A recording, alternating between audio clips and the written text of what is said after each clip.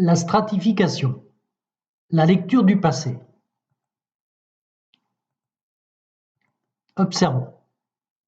Le sol, le sous-sol. Nous avons des affleurements, c'est-à-dire des endroits où l'on peut observer le sous-sol. L'observation de l'affleurement permet de distinguer plusieurs couches superposées. Une couche égale une strate. Un exemple de strate.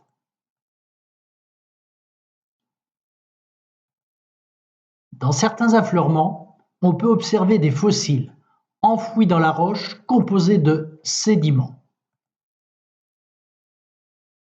Des fossiles, des sédiments.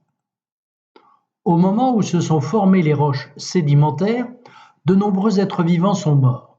Ils sont tombés au sol et leurs parties molles ont dégénéré, ne laissant sur place que leurs coquilles, leurs empreintes ou leurs squelettes.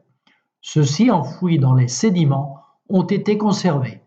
On parle de fossiles.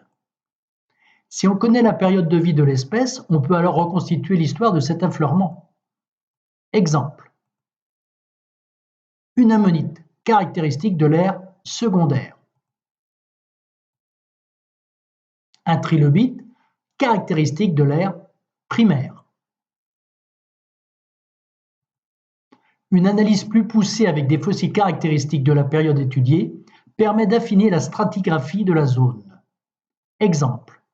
Dans cette strate, on a découvert et daté 3 espèces d'ammonites différentes.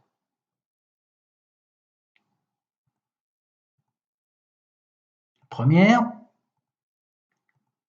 la deuxième et la troisième. La présence de ce fossile dans la strate permet de dater des terrains datant de -180 millions d'années à -178 millions d'années.